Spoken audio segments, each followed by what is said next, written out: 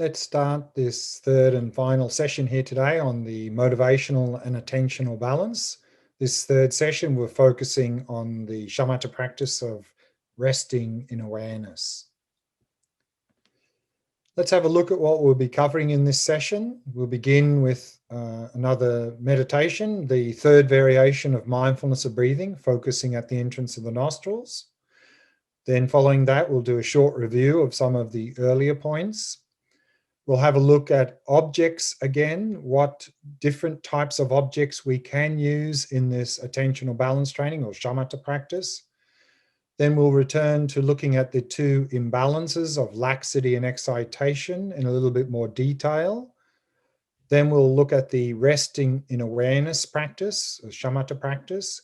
We'll do that practice, some tips for that practice, and then time for some question answer at the end of the session. Let's go then straight to the meditation. So we'll go to the mindfulness of breathing, focusing at the nostrils.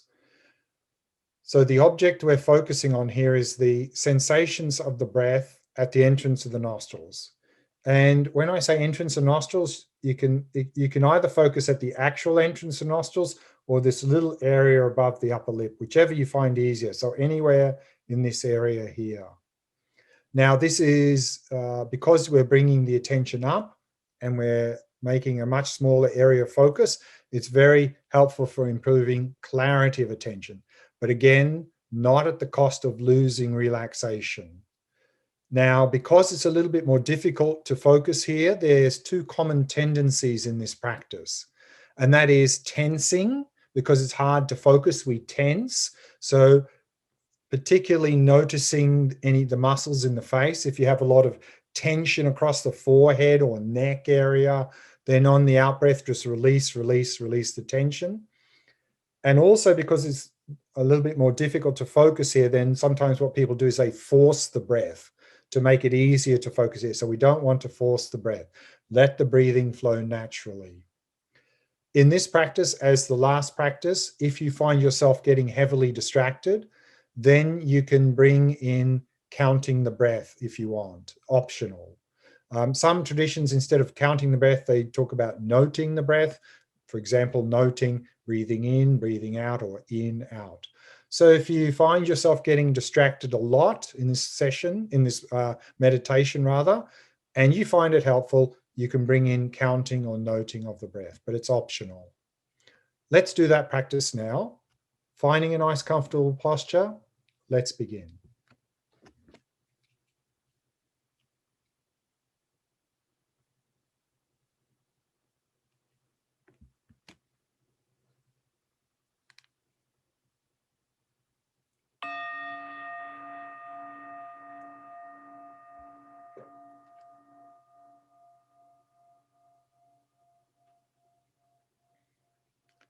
Establishing a good, comfortable posture. Keeping the back straight. And at the same time, allow the entire body to become completely relaxed.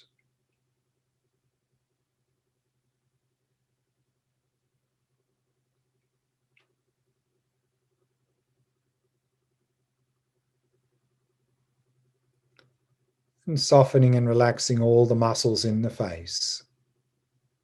Mouth and jaw soft and relaxed. And all the muscles around the eyes soft and relaxed.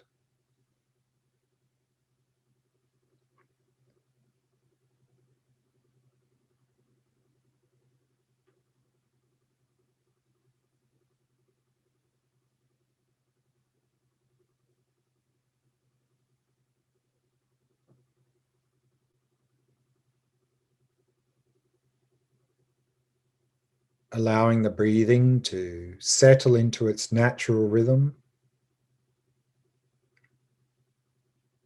Not trying to control or regulate the breath in any way. Simply allowing it to flow naturally and effortlessly.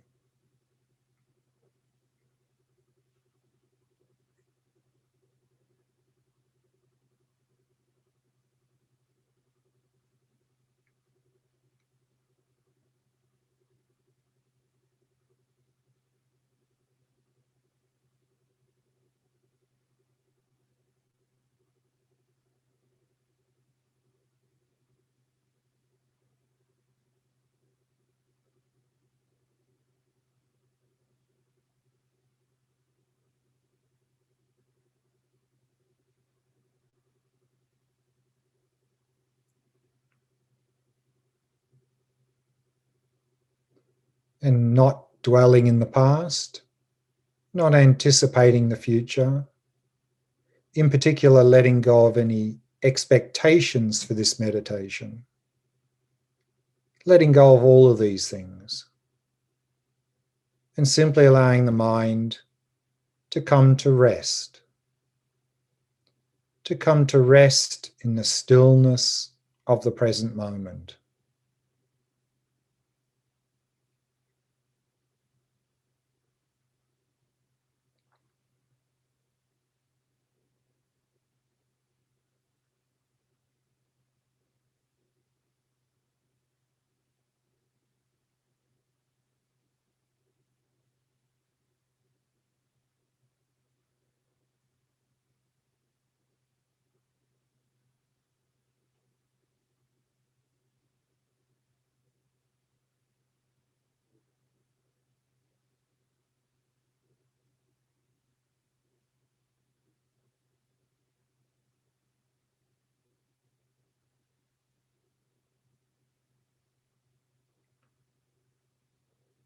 And whilst maintaining a relaxed body and a relaxed mind, bring your attention to the sensations of the breath at the entrance of the nostrils.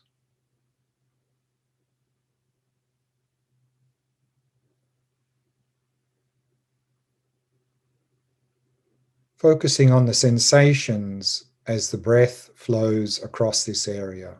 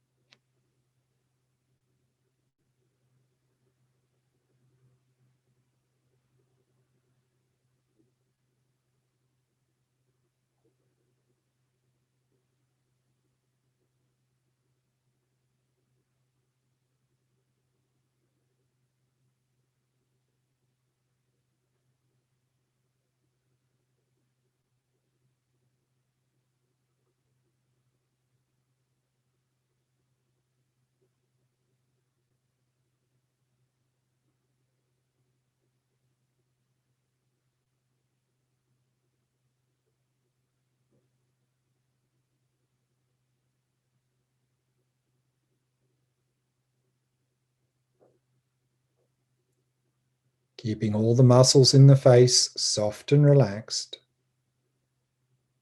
All the muscles around the eyes soft and relaxed.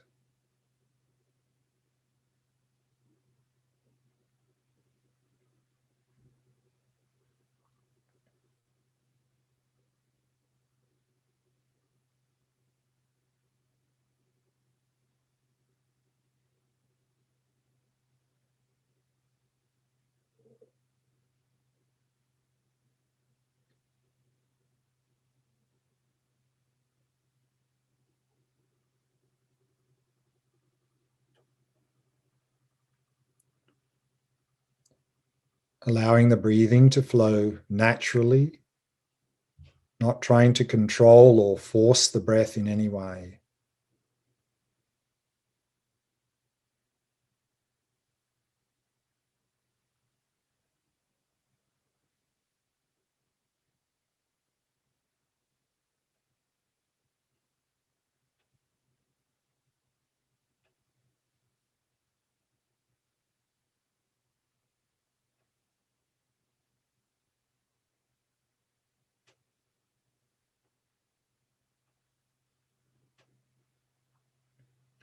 And maintaining that ongoing flow of mindfulness of the sensations of the breath throughout the entire cycle of each in and out breath.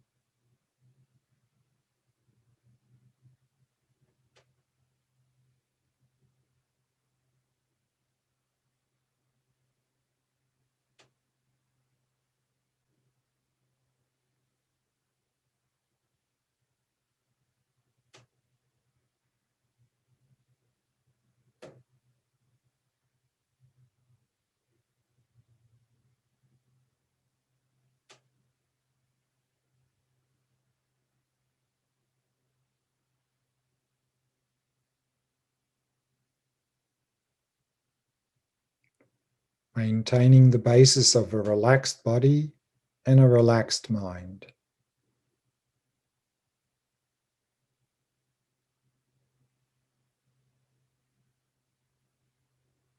Releasing any tension on each out breath.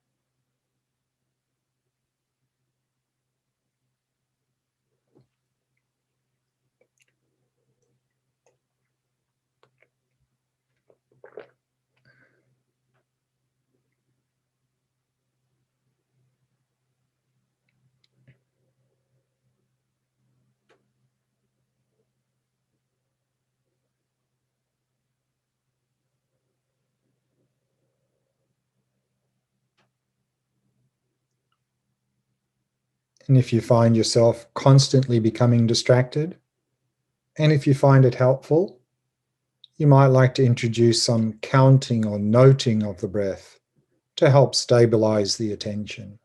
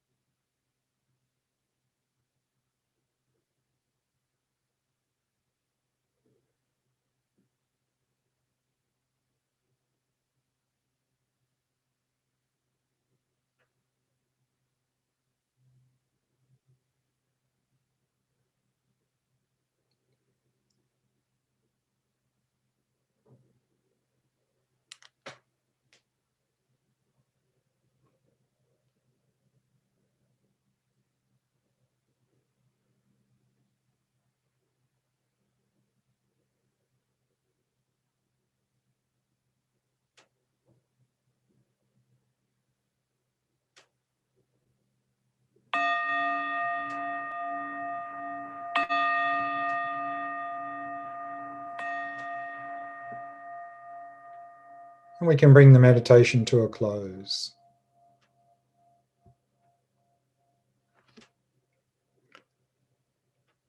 Let's begin with a short review of some of the earlier topics. We're using this article as the basis for these 3 weekends, where they introduce this 4-fold model of well-being, 4 types of mental balance that are essential if we want to achieve a state of mental balance and well-being: the motivational, attentional, cognitive, and emotional balance.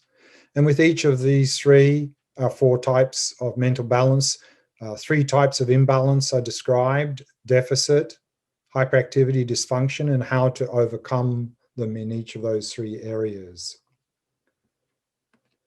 And so we ended up with this model here where we first presented motivational or cognitive balance. In Buddhism, this is covered in the so-called preliminary practices. On that basis, engage then in attentional balance training, the shamatha practice, and that forms the basis for both the cognitive and emotional balance. In other words, the shamatha and compassion practices. And in terms of the attentional balance, we saw there it's the ability to sustain a voluntary flow of attention with a quality of awareness suffused by ease, focus, clarity. The 3 types of imbalance: deficit was characterized by laxity or dullness, not being able to focus vividly on the object; hyperactivity, when the mind is aroused; and compulsive distraction, agitation, this is excitation. Dysfunction, attending in afflicted ways, is dealt with in the other 3 types of mental balance. So here in attentional balance, we are focusing on the 2 imbalances of deficit, hyperactivity. In other words, laxity and excitation. And we saw there that they're remedied through these 2 tools of mindfulness and introspection, here called meta-attention. Mindfulness is holding the object. The meta-attention, introspection, is quality control, noticing if we are falling under the control of laxity or excitation. And so we saw here that the 3 qualities to cultivate in this attentional balance training, beginning with relaxation, the importance of establishing the basis of relaxation. I think particularly in the modern world, due to our lifestyle and due to constantly being bombarded by stimulus, we tend to be our minds tend to be quite chaotic, quite agitated, stressed. And so generally in daily life, when we want to focus on any object or task, we apply a lot of tension to that. That's our habit, that when we focus, we tense. That's not sustainable. If we have to focus for a longer period of time with tension, we become completely exhausted and often become very agitated. And unfortunately, we tend to bring this tension into meditation and have all sorts of problems in meditative practice. And so one of the main reasons we have a lot of problems as a beginner in meditation, in any meditation, particularly the shamatha practice, is we're too tight, we're too tense, we're simply trying too hard. First thing we need to do is relax, relax, relax. Release that tension in the body and the mind. And on that basis, then we can work on improving stability of attention to overcome excitation, distraction, and then work improving clarity of attention, overcoming laxity and dullness. And we had that analogy of the tree, that first we need to sink these deep roots of relaxation to support the trunk of stability. The stronger the trunk of stability, the higher the branches and leaves of clarity can grow. So to emphasize these 3 qualities in that order. And in objects, we saw here in the article, they were primarily just focusing on the breath, mindfulness of breathing, because this is the main one that is emphasized in many Buddhist traditions. The 3 variations of that: the full body, very good for relaxation; the abdomen, good for improving stability of attention; and the meditation we just did, focusing entrance of the nostrils, very good for improving clarity of attention. The tools we saw were the 2 tools of mindfulness and introspection.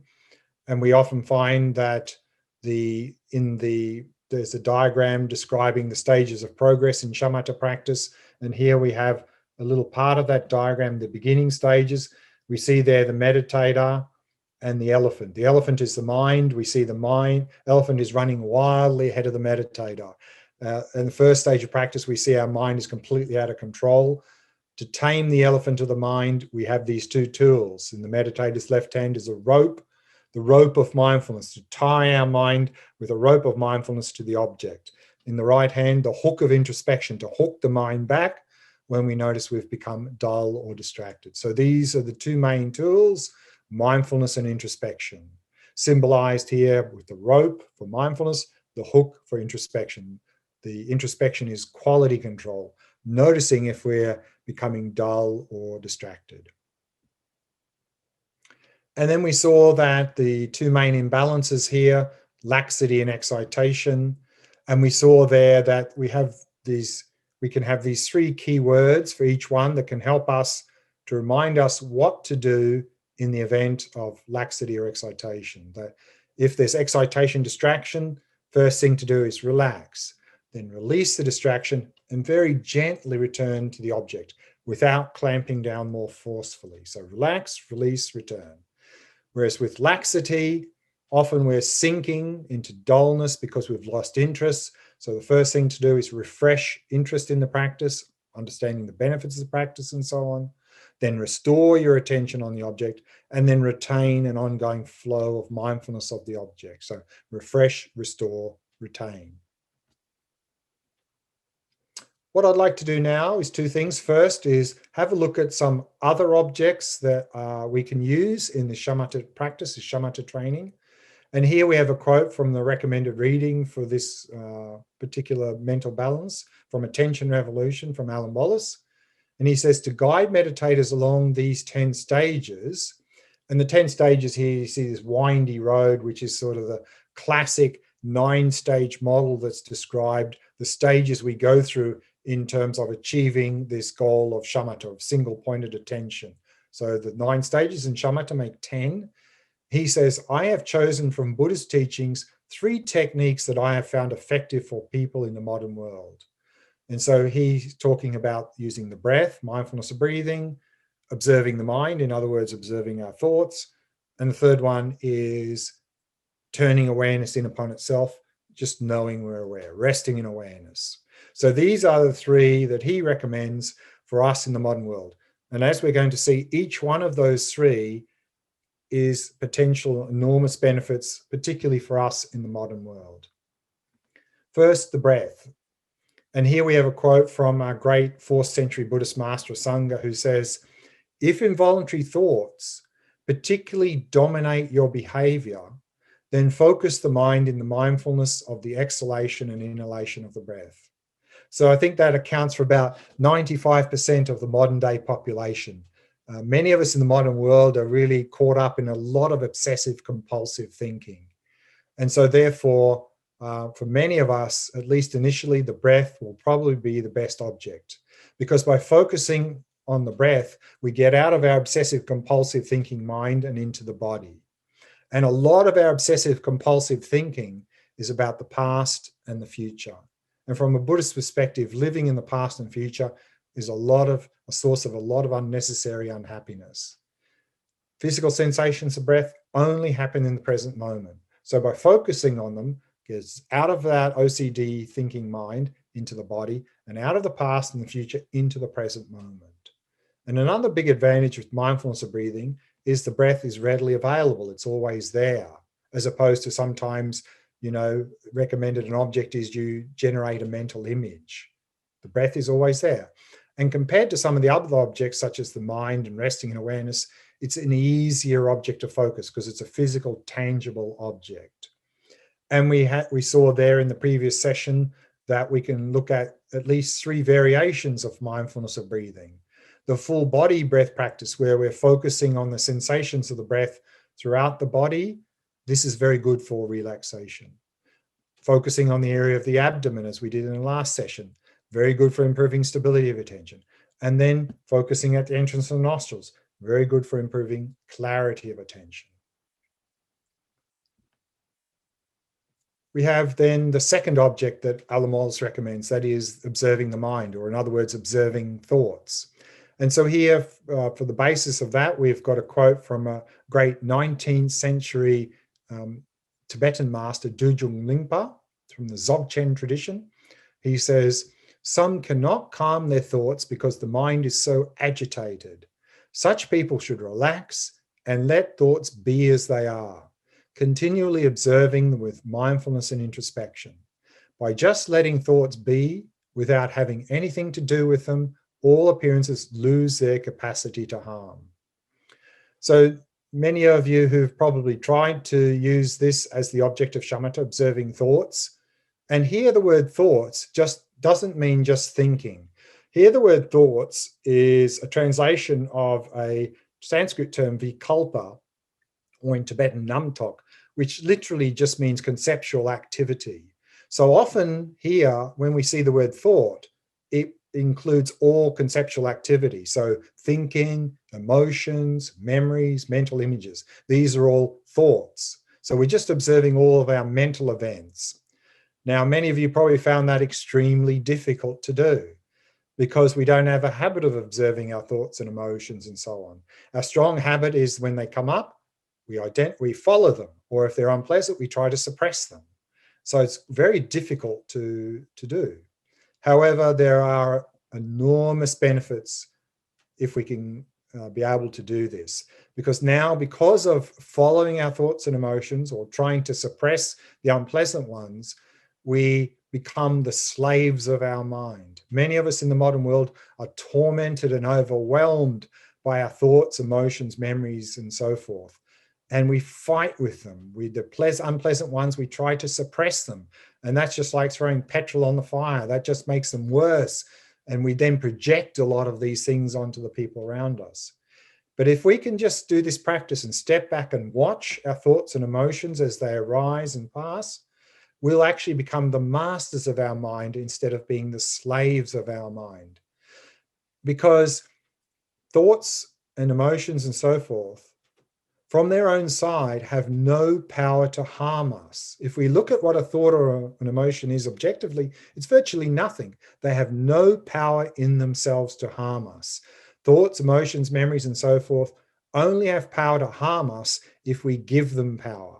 And we give them power by either identifying with them and following them or trying to suppress them. Then they have a lot of power to harm us. If we can simply step back and watch, then they can't do anything to us. And that's what Dujum Lingpa's here saying, without having anything to do with them. We don't need to fight with them. We don't need to do anything with them. Just step back and watch. All appearances lose their capacity to harm. They can't harm us.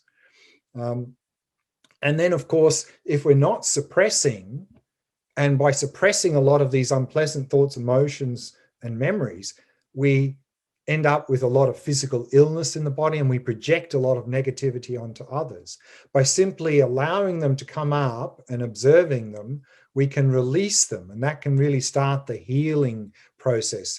We can really start to heal the mind through this practice as well. So there are enormous benefits in doing this shamatha practice, observing the mind, observing thoughts. And then we have the third object that Alan Wallace recommends, and that is awareness itself. And here, this is where we're turning awareness in upon itself. With the breath practice, we are aware of the sensations of the breath. In the mind practice, we're aware of our thoughts and emotions and so forth. Here, in this practice, we're turning awareness in upon itself and simply knowing that we're aware. So let's have a look at this practice as described by Padmasambhava, great 8th century Indian Buddhist master who first brought Buddhism to Tibet, particularly this Dzogchen system of practice. And he says, while steadily gazing in the space in front of you, so for both the mind, observing the mind and resting in awareness, very much recommended to have the eyes open in this practice, either naturally or partially open. Because if we meditate with the eyes at least slightly open here, a lot of advantages. If we have the eyes closed, then it's easy to fall into dullness and laxity. Eyes open, letting in a little bit of light in, that can help avoid that. Also with the eyes open, then it helps to lock us more into the present moment. With eyes closed, much easier to drift off into the past and the future. With the eyes open, then even though we're not really looking at anything, we're just resting our gaze in the space in front of us. The visual gaze is still a little bit engaged, and the visual gaze only happens in the present moment. So it helps to lock us more into the present moment. And also, we'd like to be able to observe our thoughts, emotions, and so forth in daily life. But if we've only learned how to do that in meditation with eyes closed, then it's going to be difficult to do that in daily life, because generally we have our eyes open in daily life. However, if we've meditated with eyes open and learned how to observe thoughts and emotions with eyes open in meditation, much easier to do that in daily life. So also for this practice, very much recommended to have the eyes open, either naturally or partially. Also, with the eyes open, with the eyes closed, we have a strong sense that there's a me in here and a world out there. So we have this strong sense of subject-object duality. Whereas with eyes open, this false sense of duality breaks down a little bit. Because later in Vipassana practice, which we'll be looking at in the third weekend, we're coming to realize no subject-object duality. That's what this idea of emptiness is about. So here in shamatha, if we have the eyes open, already we're starting to break down that false sense of duality. So that's going to set us up well later for Vipassana practice. So for all of these reasons, eyes open, either naturally or partially, resting your gaze in the space in front of you. And then he says, without meditating on anything, we're not focusing on any object, we're turning awareness in upon itself. Steadily concentrate your consciousness without wavering, meaning simply know that you're aware without getting caught up in distractions. That's what without wavering means. And he says, having nothing on which to meditate and without any modification or adulteration, place your attention simply without wavering in its own natural state, its natural lucidity, just as it is. Remain in clarity and rest the mind so that it is loose and free. So resting the mind, turning awareness in upon itself, and simply knowing that we're aware. Now, there's some great advantages with this practice, because by turning awareness in upon itself and just knowing that we're aware, we can also more easily let go of obsessive compulsive thinking. That there can still be a lot of blah, blah, blah going on in the mind, but because we've turned awareness in upon itself, it's like putting the mind into neutral gear. We won't get caught up so easily in our thoughts and emotions. And resting in awareness, what we notice is that awareness is open, spacious, and still. And so if we can bring that into daily life, we can have a new default mode in daily life. Now in daily life, our default mode is generally a very tight, constricted mind. And some little stimulus comes, we easily react. A little bit like the water in this cup here. If we have a little pebble, our mind is like the water in a cup, now tight and constricted. And little pebble, if we drop that pebble in the water, the surface is disturbed greatly. Likewise, because our mind is like the water in a cup, very tight and constricted, some little stimulus comes, we easily react. Whereas if we do this resting in awareness shamatha practice and bring this resting in open, spacious stillness into daily life, then our mind will be like a still lake. If we drop that same pebble in a large, still lake, hardly a ripple. Similarly, if our mind is in that state, if some stimulus comes, we won't get unbalanced, we won't react. And also by resting in awareness, just simply knowing we're aware, we could intuitively come to an insight into the very nature of our own mind. So this is very much a bridge into Vipassana practice, which we'll again look at in the third weekend of this series here. And then also some other objects are possible. We have here Tsongkhapa, the great 14th century Tibetan master, the founder of the Geluk school of Tibetan Buddhism. And he says, alternatively, you achieve concentration by focusing on the body of a Tathagata, i.e. he recommends use a mental image of a Buddha. A lot of advantages with this. It's a very virtuous object and it's good preparation for Tantra practice later. But it's a complex visualization and many people find that very challenging. And then some texts say that, oh, you find even focusing on the breath too difficult? Okay, find yourself a stick or a pebble, put it down and look at it. So you could actually use a visual object to get into the practice. However, a sense object can only take you so far. And then you'll need to move on to a more subtle object like the breath or the mind or so forth. And the general recommendation is use the object that works best for you, and don't keep changing the object from one day to the next or 1 week to the next. In fact, we have a quote here from Tsongkhapa again, who says, if you cultivate concentration by moving to many dissimilar objects of meditation, it will be a great impediment to achieving shamatha. So initially you can experiment with a number of different objects, but when you find that one resonates with this, you find very suitable, stick with that object. Let's now, before we go to the meditation of resting in awareness, let's look at laxity and excitation in a little bit more detail first. And here again, in this shamatha chart, we have the symbolism is that the elephant is the mind, and the black color of the elephant is symbolizing laxity. And here again from Tsongkhapa in his shamatha section of his Lam Rim text, he defines laxity in the following way. He says, laxity means that your mind's way of apprehending the object of meditation is slack. It does not apprehend the object with much vividness or firmness.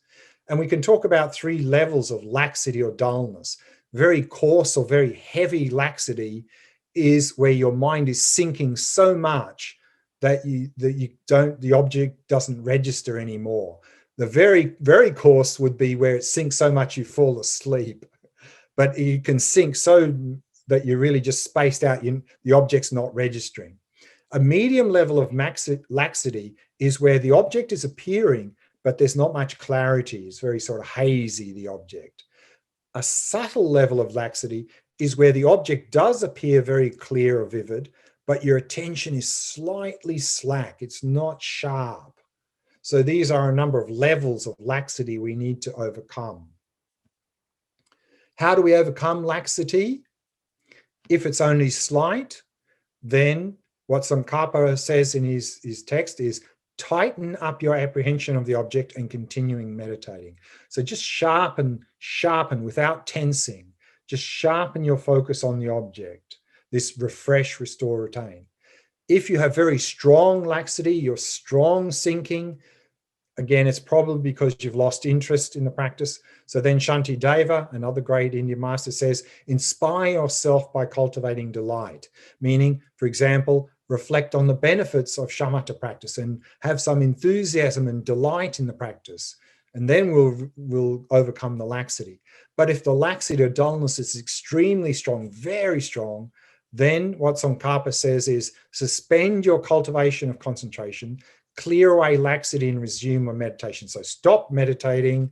I mean, if you're really just sort of almost falling asleep all constantly throughout the meditation, no use continuing the meditation. Stop and then clear away the laxity. And then it says, in this regard, a Sangha suggests such activities as going for a walk, washing your face with water. So splash your face with some cold water. And then Tsongkhapa, on this point, laxity, he says, here is the most important remedy for stopping laxity. When you reflect on the benefits of bodhicitta and the great significance of attaining leisure, which means here this precious human life we looked at earlier, it should have a bracing effect on your mind. This depends on your having had experience with discerning analytical meditation on these beneficial topics. This is talking all about the preliminary practices. So he's saying that the preliminary practices are really going to help us to overcome laxity. So therefore, by engaging in those preliminary practices and having enthusiasm here, we'll really be able to overcome that heavy sinking or laxity in shamatha practice. Let's look at excitation now. And here in the diagram, the monkey is just conceptual thought in general, and the black color symbolizes excitation. And then Tsongkhapa says, what is excitation? It is an unquiet state of mind considered a derivative of attachment which pursues pleasant objects and acts as an impediment to shamatha. So the most common form of distraction is we're pulled away by the so-called sense pleasures. Again, chasing after those nice things out there. So there's 3 levels of excitation, just like laxity. Coarse excitation is where you get completely distracted from the object. A medium level of excitation is where you start to get pulled away, but you're still a little bit in the corner of your mind holding on to the object, but you're mainly sort of focusing on the object. A more subtle level of excitation is where you're focusing on the object, but a little bit in the corner of the mind, there's a little bit of activity going on there, a little bit of just slight excitation going on in the corner of the mind. So these are 3 levels of excitation that we need to successively overcome in this shamatha training.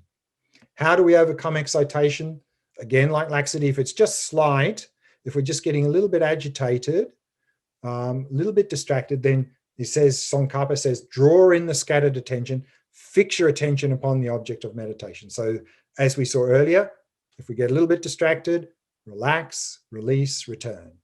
If it's very strong, if you're getting distracted all the time, then again, this excitement, we're getting caught up in all these sense pleasures. Then again, Shantideva says, calm it by bringing impermanence to mind. Again, that these things we're getting distracted by, sense pleasures, they're transient. They're never going to fulfill and give any lasting, genuine happiness. So once again, the importance of preliminaries here in terms of impermanence. And then if it's very strong, if you're just completely all the time distracted, he says, the Tsongkhapa, it is crucial that you relax the meditation for a while. So again, like very strong laxity, stop the meditation and cultivate a sense of disenchantment. Disenchantment in terms of disenchanted with chasing after all those sense pleasures. He says, do that rather than attempting to pull in your mind and direct it back to the object of meditation every time it becomes distracted. So if we're completely caught up in these excitation, these sensory distractions, then we really need to go back to the preliminaries and cultivate this sense of death and impermanence and transient, and that the source of happiness is not out there in the world. So once again, here in the context of attentional balance, we see the importance of motivational balance, that if we don't engage in that motivational balance, the preliminary practices within Buddhism, what you're going to find here in shamatha training, you're going to get excessively caught up in a lot of laxity and excitation, and your practice will not really go anywhere. And then here with the laxity and excitation, as I mentioned earlier, we tend to oscillate between 2 extremes. Either we tend to be relaxed and dull, or tense and focused. So here there's a balancing act. We're trying to find the middle way. We're trying to be relaxed and alert, i.e. focused at the same time. So here we have a quote from great 16th century Tibetan Buddhist master, Panchen Losang Chökyi Gyaltsen. He says in his shamatha part of his text, he says, if your focus is too tight and you think that excitation is arising, relax it a little. If your focus is too loose and you think that laxity is arising, tighten it a little. It's a little bit like the analogy of a guitar string. If a guitar string is too tight or too loose, it doesn't play well. Similarly, if our mind is too tight or too loose, it doesn't focus well. So we're fine-tuning the mind. And then he says, by finding a balance between the two, the mind is drawn away from the movement of thoughts. However, it is necessary to be cautious of laxity whenever there is a factor of stillness. When our mind becomes very still and there's not a lot of thoughts going on, it's very easy for it to sink into dullness. So to be alert for that. And a quote from another great master, Indian master, Chandra Goman, who says, if I rely upon exertion, excitation will arise. If I give it up, laxity will occur. Since it is difficult to find an appropriate balance, what should I do with my agitated mind? So he's saying even great masters, there's this challenge of this balance of being too tight or too loose. And it's something that we need to keep working on, fine-tuning the mind as we go further and further into shamatha practice. And Tsongkhapa says something very similar. He says, in summary, withdraw your mind from scattering and excitation, inwardly fixing it upon the object of meditation, and seek stability. Each time stability occurs, take great precautions against laxity and bring forth a vivid intensity. So on the basis of relaxation, stability. On the basis of stability, clarity. And he says you will achieve a flawless concentration by alternating between these two, between not being too tight and too loose, right in the middle, being relaxed and alert and clear. Let's go to the practice that we're going to do now, the shamatha practice of resting in awareness. Sometimes this practice is called shamatha without an object because we're simply turning awareness in upon itself. So sometimes it's called simply awareness of awareness, or I prefer just simply resting in awareness. And as I said that with, for example, mindfulness of breathing, we are explicitly aware of the breath, but at the same time, we're implicitly aware of being aware of the breath. And then with the mind practice, we're withdrawing away from the body into the mind. And so we're explicitly aware of mental events, thoughts, emotions, and memories. But implicitly, we're aware of being aware of the thoughts. And so in resting in awareness, we're withdrawing away from even mental events. So we're withdrawing from the world, physical, the body, the mind, into awareness itself, and simply explicitly aware of being aware. That's it. That's the practice. Now, many people find this very challenging, not because it's complicated, but because it's too simple, because this practice basically involves doing nothing. We don't know how to do nothing. We always want to do something. And so when this practice is explained, often people ask, but what am I supposed to do? Tell me, what do I have to do? Doing is the problem. This is more about being than doing, more about discovering than trying to cultivate anything. Now, as we saw earlier, the advantages of this resting in awareness is by turning awareness in upon itself and just resting in that stillness of awareness, we can let go of that obsessive compulsive thinking mind, put the mind into neutral gear. We can have that open, spacious stillness as our default mode in daily life, and very much a bridge into the Vipassana practice. So let's have a look at this practice, the instructions for this practice, a little bit more detail, again from Padmasambhava. So we've already covered the first sentence, while steadily gazing into the space in front of you. So in this practice, very much recommended to have the eyes open, just naturally or partially. Just resting your gaze in the space in front of you, not looking at anything in particular. And we saw the advantages of that. Improves clarity, helps to lock us more into the present moment, starts to break down that false sense of duality, enables us to bring this practice into daily life. Now, in the meditation we're about to do, if you've never meditated with your eyes open, try it. But if you find it very difficult, then you can, for the purpose of this meditation, lightly closed. However, I would strongly recommend you to learn to be able to do that in this practice, enormous benefits. Without meditating on anything, turning awareness in upon itself, just knowing we're aware. Of course, in this practice, all sorts of things will still come up in the mind, thoughts, emotions, memories, images. We're not trying to block those appearances.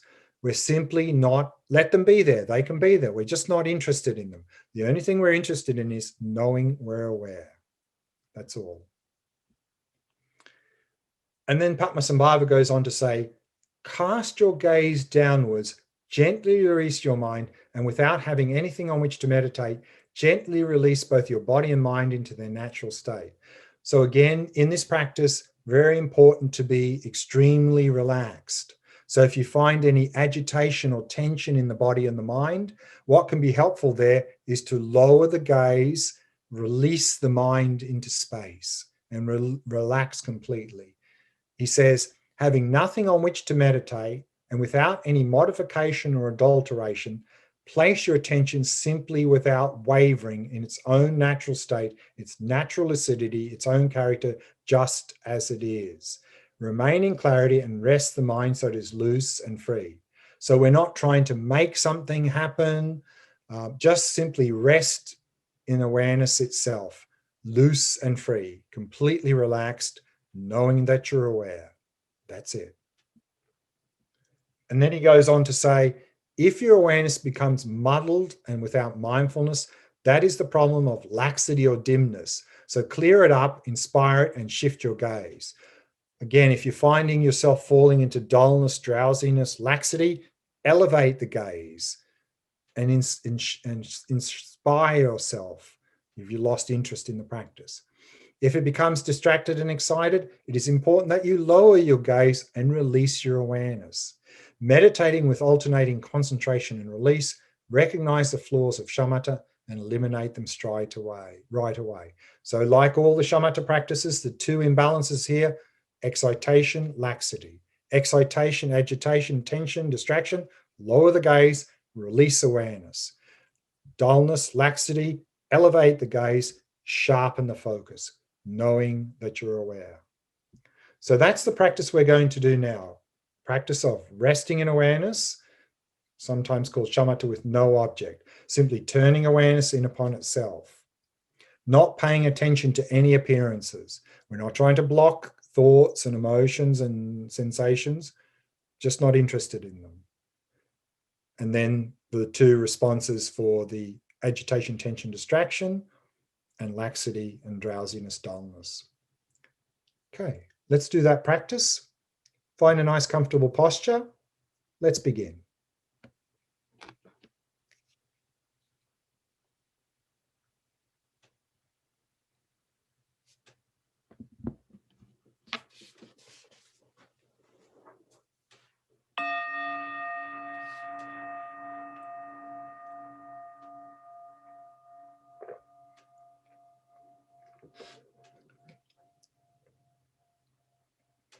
Setting the body into a state of relaxation, stillness, and vigilance.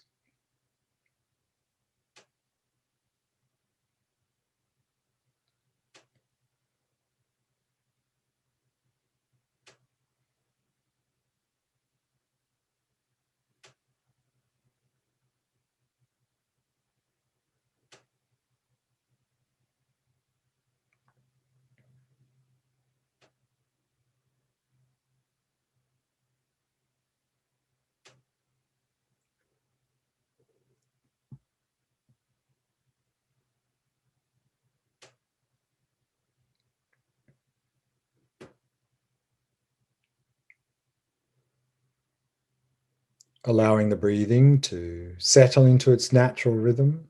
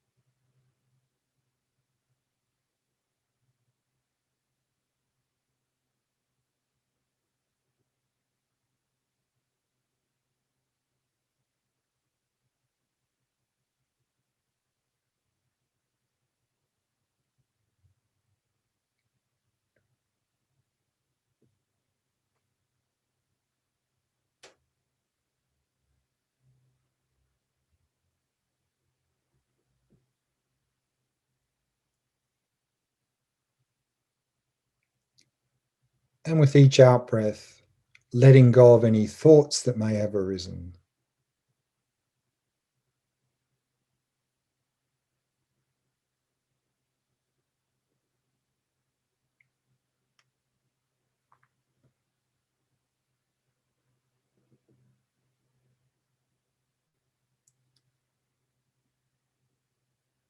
And allowing the mind to come to rest in the stillness of the present moment.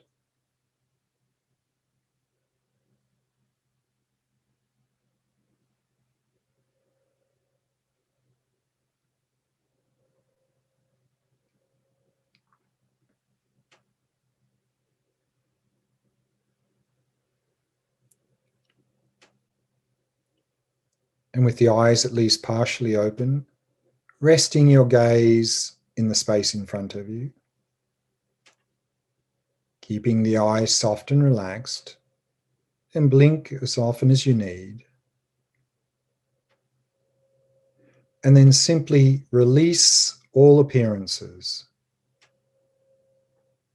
and allow the mind to come to rest.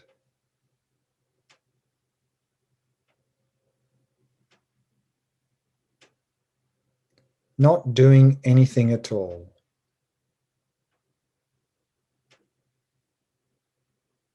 Simply being present, knowing that you're aware.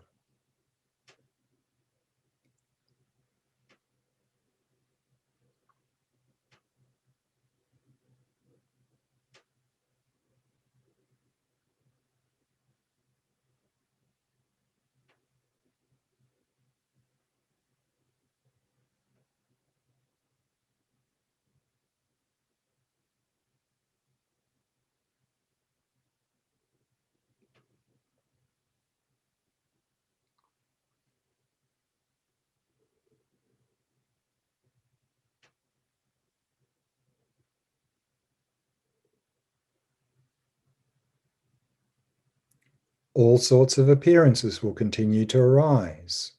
Thoughts, emotions, sounds, sensations, and so on. But now pay no attention to any appearance.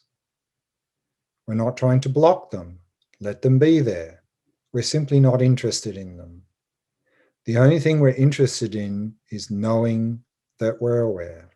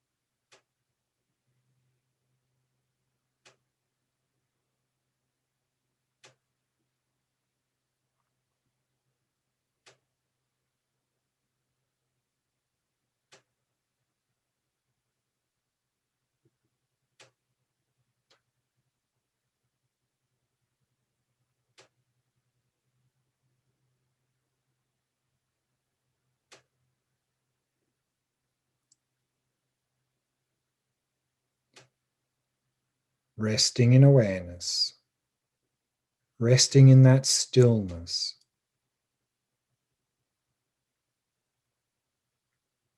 knowing that you're aware.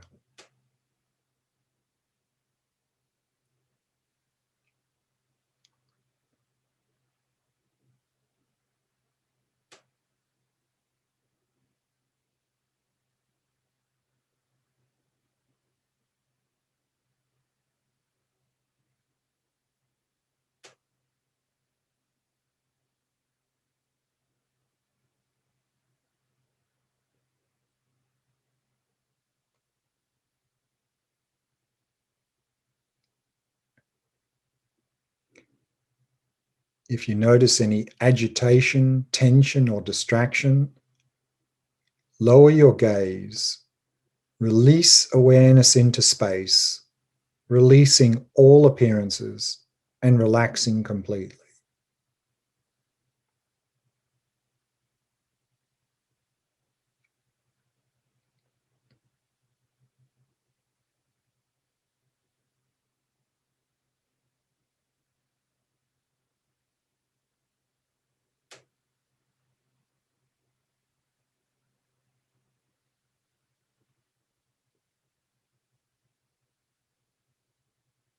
Resting in awareness.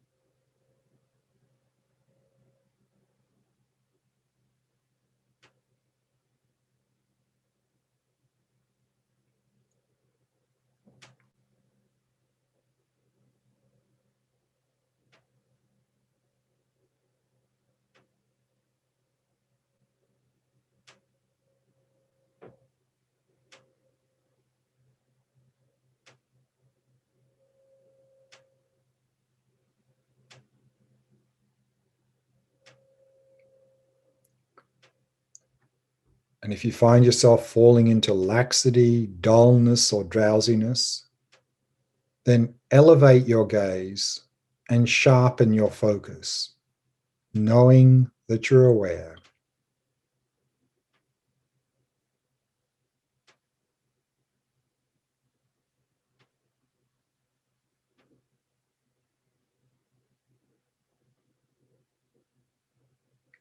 And simply rest in that open, spacious stillness of awareness.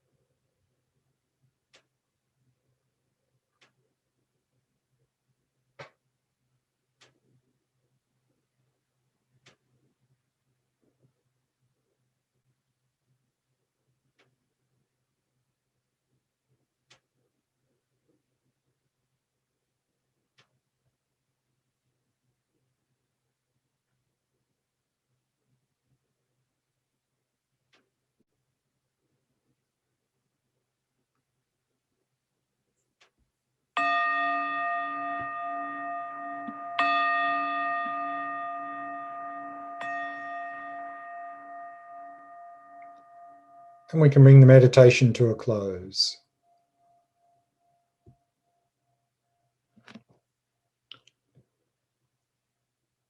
Just a few tips for this practice before we go to question answer. Often people ask, how do I know if I'm doing this properly, this practice? So incorrect practice would be if you're paying attention to any appearances. So if you're focusing on any sounds, any thoughts, emotions, if you're focusing on any appearances, or there's no awareness at all, then you're practicing incorrectly. If you've just sort of dropped so deep down into laxity that there's no awareness of anything, you're practicing correctly if you're not paying attention to any of those appearances that are there and there is awareness. The quality of that awareness will need some work, but that's you're practicing correctly. If you're not really paying attention to any appearances and there is awareness. And here we have 6 words of advice, a very short text from a great Indian 11th century master Tilopa. And in his text, he says, don't recall, don't imagine, don't think, don't examine, don't control, rest. Don't recall means let go of what is past. Don't go off into the past. Don't imagine means let go of what may come. So don't sort of have any expectations. I wonder what's going to come next in my meditation, what's going to appear, and so on. Don't think means let go of what is happening now, whatever's appearing there, let go. Don't examine means we're not trying to figure out anything. Sometimes in this practice, sometimes called awareness of awareness, sometimes people doing this practice go, who's aware of awareness? Who's doing that? That's vipassana. So here, shamatha. So don't examine. We're not trying to figure out anything. We're not trying to figure out what is this awareness? Where is it? What's it look like? That's later, vipassana. Don't control. We're not trying to make anything happen. So we're not trying to make the mind still. We're not trying to get rid of appearances. We're not trying to make anything happen. All we need to do, rest.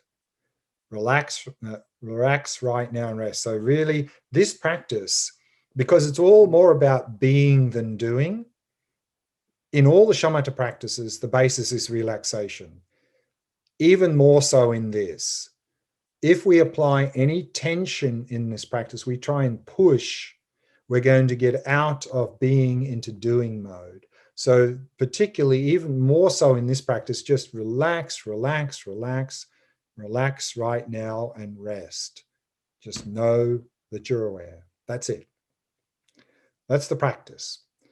We have time now for some question answer. So if you have any questions, just put them in the chat and then Nitzan will read out any questions. So do we have any questions so far? Okay, we have a question from before, from Dorit. Mm-hmm. From these techniques, which is Mahamudra and which is Treko, Tawa? Texture. Ken, Tekcho. So here, this is shamatha. Now, Mahamudra, we can talk about different levels. And texture is a certain level in Dzogchen. And so these practices come before Mahamudra and texture. So this practice of resting in awareness is a shamatha practice.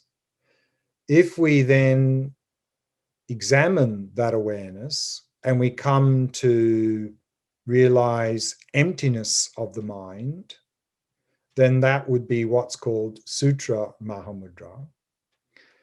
And then on that basis, if we can cut through to the very deepest level of our mind, called the very subtle level of mind, that is texture, and also then called Tantra Mahamudra.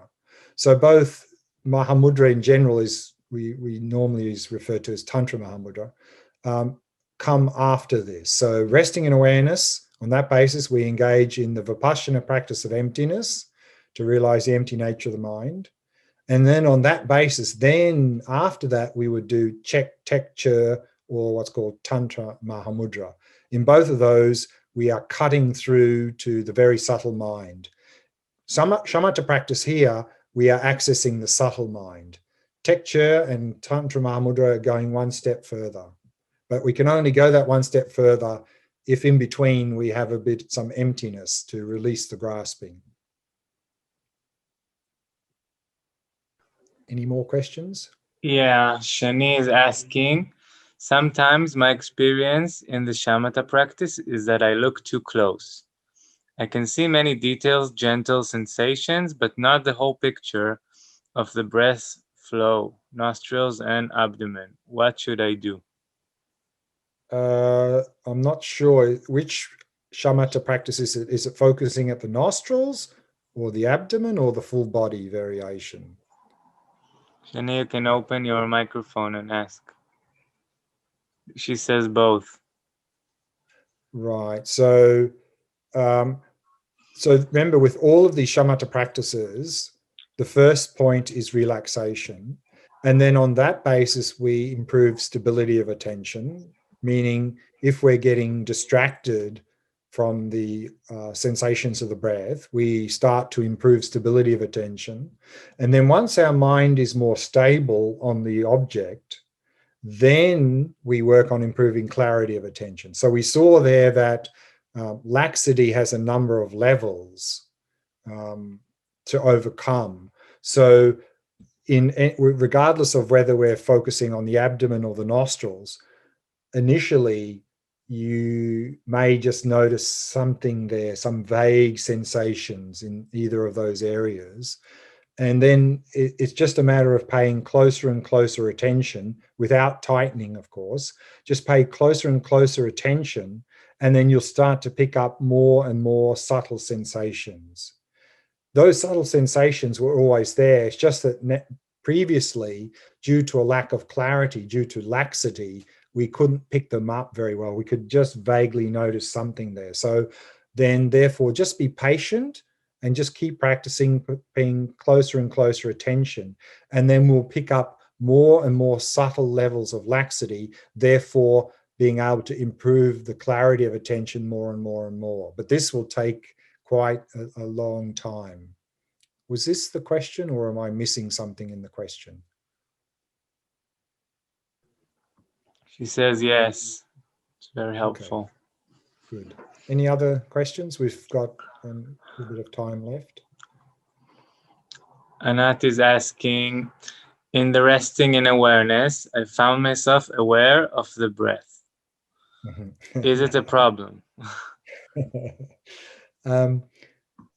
If previously our normal shamatha practice was mindfulness of breathing, then we have the habit of focusing on the breath. So there would be a natural tendency then, if we then from mindfulness of breathing shifted to resting in awareness, that we'd naturally gravitate back to observing the breath.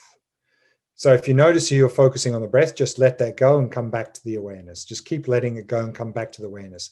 We're just slowly building up a habit of knowing that we're aware and not focusing on the breath or any other object. So this will take time, not to get frustrated or upset, but just every time you notice your mind going off to the breath or something else, just let that go and come back to awareness itself. That's the practice. It'll take time.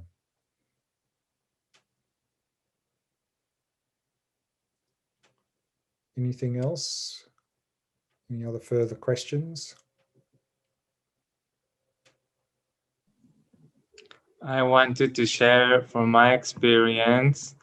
I mean, I feel lots of times the dullness, like in the most severe way that you said, like going to refresh my to put some water on my face and like wake up, and like the other methods don't work. So is it normal? Like other refreshing methods that don't work?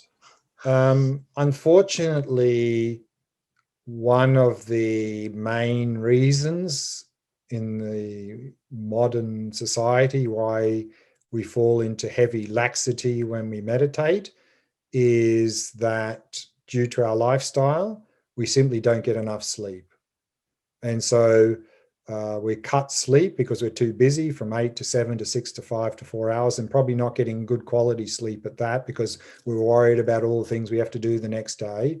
So we're constantly tired, and which means during the day we have to drink more coffee to stimulate the mind and focus more intently, and then we get exhausted by the end of the day. And so then when we come to meditate and suddenly we're relaxing the body, then naturally we're going to fall into dullness and sleepiness because we're not getting enough sleep. So that is very, very common. So we need to make sure we get enough quality sleep.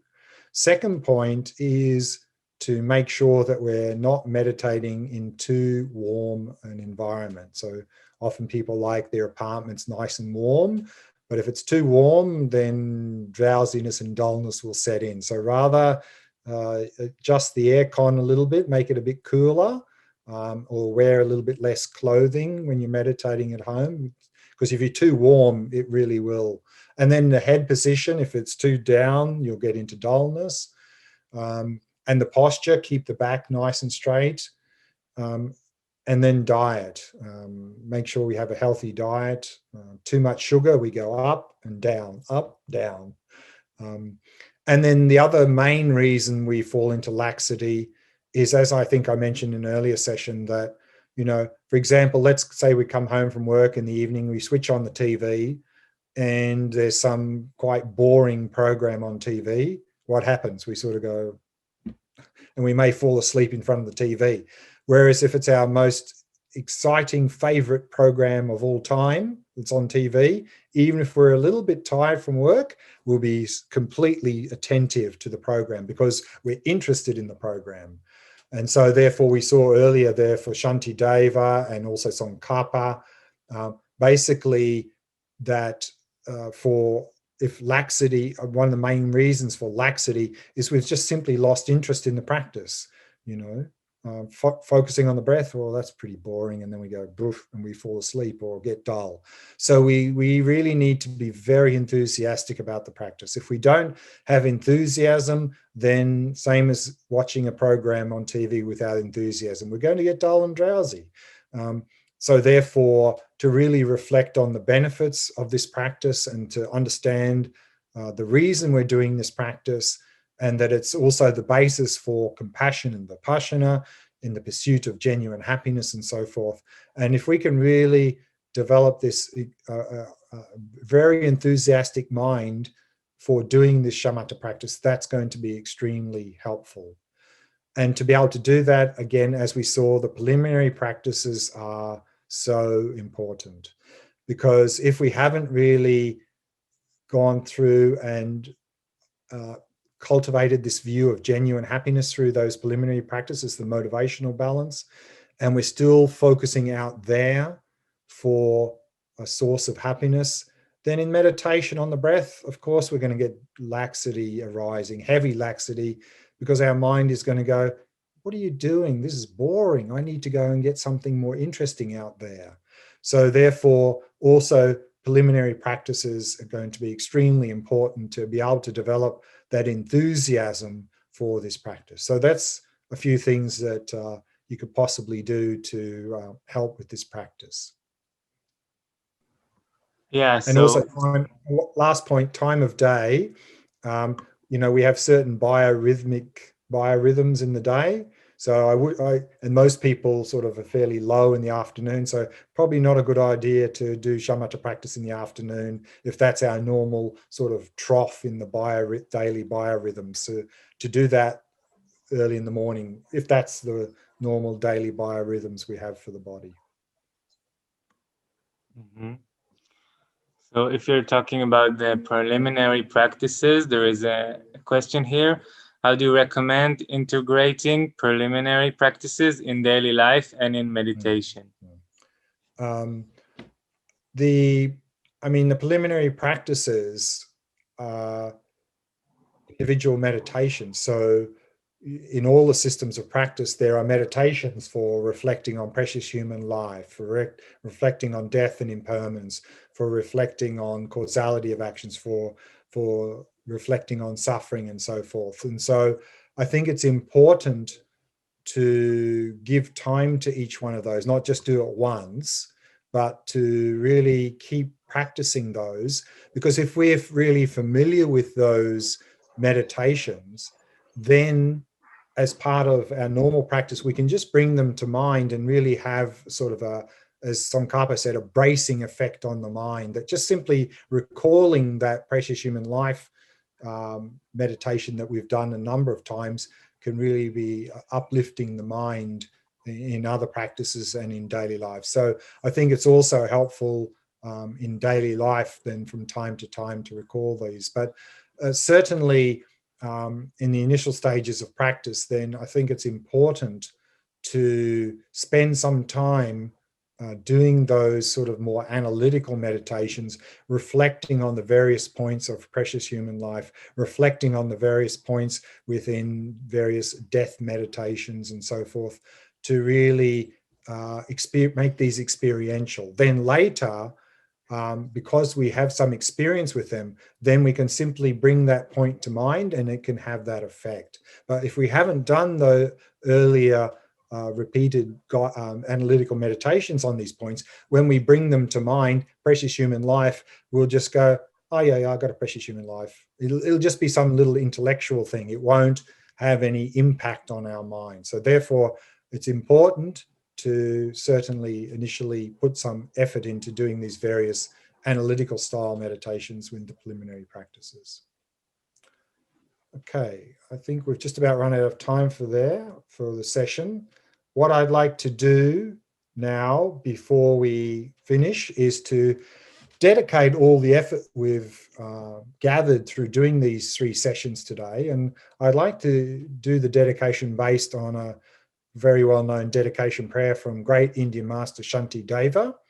And so I'll read out the verses from here from Shanti Deva. And as I read them out, you might like to reflect on the words. May all beings everywhere, plagued by sufferings of body and mind, obtain an ocean of happiness and joy by virtue of my merits. May no living creature suffer, commit evil, or ever fall ill. May no one be afraid or belittled with a mind weighed down by depression. May the blind see forms and the deaf hear sounds. May those whose bodies are worn with toil be restored on finding repose.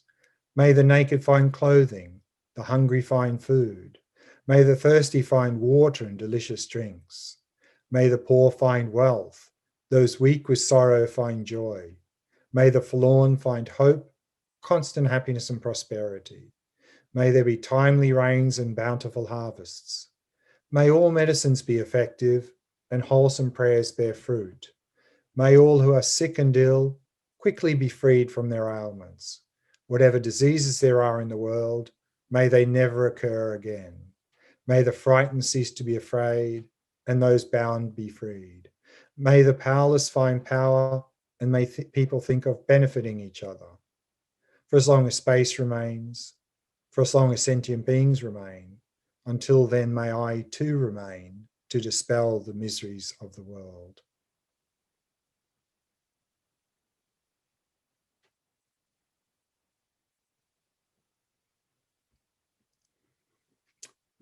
So that finishes the first of the 3 modules, covering the motivational and attentional balance of the 4 types of mental balance. The next module, part 2, in 2 weeks' time, we'll be looking at cognitive balance. And so there, in the context of cognitive balance, we'll look at Vipassana practice in general. We'll look at emptiness, and also we'll look at what's called nature of mind practice that we do in Mahamudra and Dzogchen tradition. So that's coming up in 2 weeks' time on February 13th. So that's all for now. So until then, stay safe, stay well. See you in 2 weeks' time. Bye now.